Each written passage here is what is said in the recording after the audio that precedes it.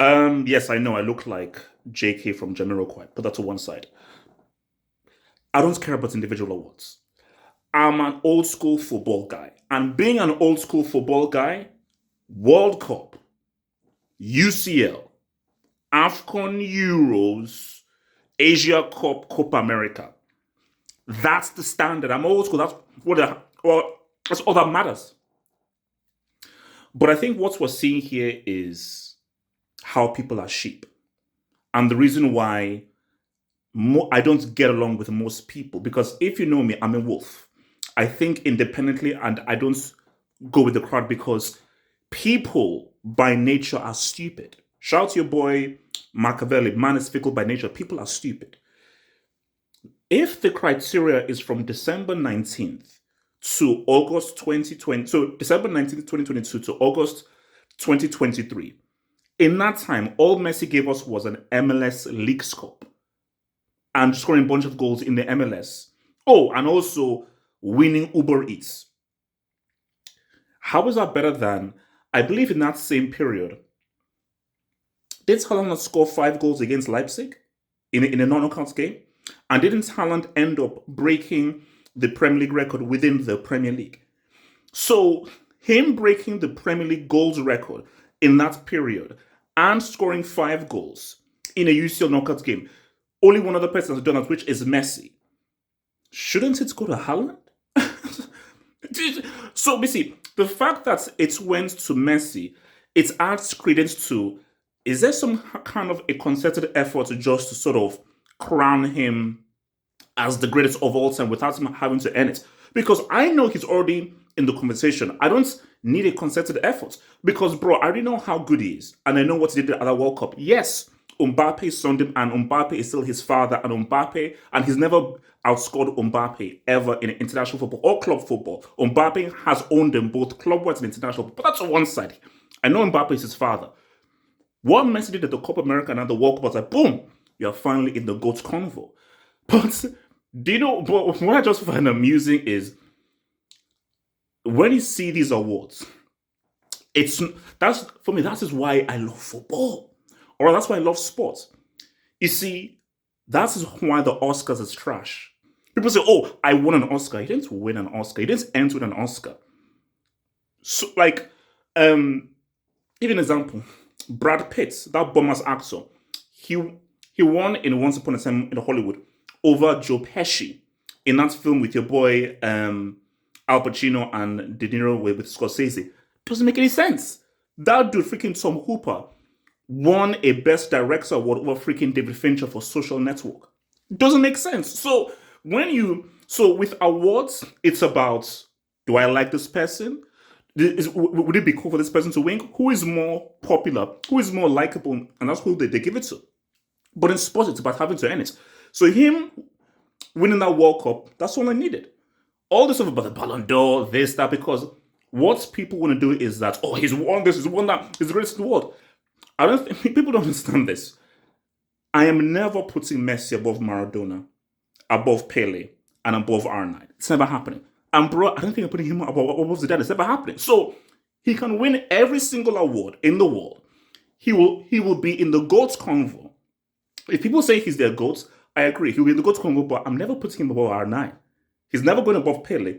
He sure as heck ain't going above Maradona. And I'm not putting him above Zidane. I ain't doing it. Those guys for me are still greater than Messi. Because as great as Messi is and he's amazing, you lost 3 finals in a row, bro. 3 finals in a row, and you quit on your team.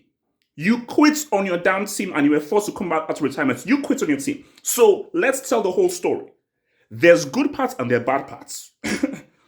Copa America, the goals and everything, there are good parts, but there are bad parts. But again, what this just shows is that, guys, I feel I have to do it because I'm a football analyst and I've got to report the football news, but I find this stuff annoying because this reminds me of what happened to Ribery. This reminds me of what happened to Wesley Snyder, where Snyder deserved to win it. Ribery deserved to win it. But Ribery, you're just not as popular as Cristiano. Snyder, you're just not as popular as Messi. So, but then what I always say for Ribery is, you won was most important, which was that treble. Snyder, you won was most important, which is that treble. Those Ballon d'Ors, those FIFA Best Awards, they are useless. They are meaningless. Same thing for Ridley Scott doesn't need to win an Oscar for us to know he's one of the greatest directors of all time. David Fincher doesn't need to win an Oscar for us to know that David Fincher is one of the greatest directors of all time. So you having 10 Ballon d'Ors doesn't mean that you're one of the greatest. Me saying Messi is one of the GOATs has nothing to do with the Ballon d'Ors or the FIFA Best Awards. I don't care about that crap. It's what he did at the World Cup was what I say, boom, he's that dude. He's that dude. These awards mean nothing. He's that dude. So, you know what it is? These awards, if you're a real football fan, you know these awards are stupid and you know these awards are dumb, man. And you know that they're completely meaningless, man. So, it's like, there's no one should really care about this stuff.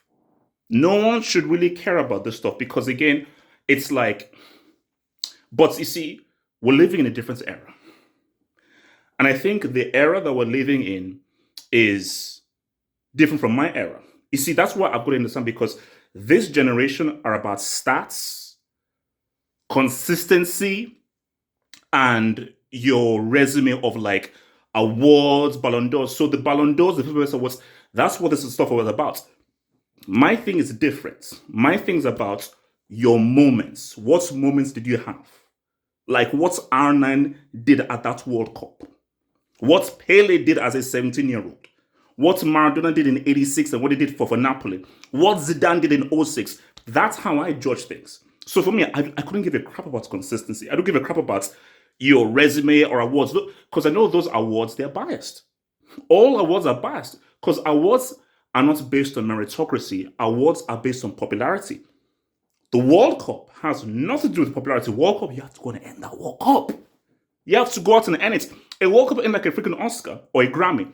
A Grammy or an Oscar, they give it to you if you're popular. Do you know how did Kendrick Lamar lose the Grammy for Best Hip Hop Album? So that's no-name album that no one has even heard about, like Thrift Shop or whatever the heck it is, because of what is popular or what kind of agenda you want to put forth. Awards are agenda-driven. They are agenda-driven, and the agenda is there is pressure that you must accept Messi is the GOAT, and everybody must accept that he's the GOAT. And I'm sorry, it doesn't matter how much pressure you put me under or anything you do. He is in the GOAT convo. If he's your GOAT, fair dues. Fair dues. Because unless he's won the World Cup, if he's your GOAT, boom, he'll never be my GOAT. It will never happen. Because, bro, the footballing GOAT will always be Maradona. The footballing GOAT, the guy who is football to the core, is Maradona, and the guy who did Doi. There is no greater Doi than what Maradona did in 86 for Argentina and what he did for freaking Napoli. So, for me, Maradona is the definition of a GOAT because greatness is Doi times 2.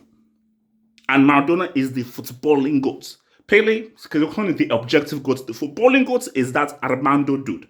That body Diego Armando dude who represented football in its fullness, man. But Arna, this is my guy, Arna is my guy, man. But this is what it is, man. Like the vid, subscribe, head over there to the official websites, and I'll see you in the next one. One love.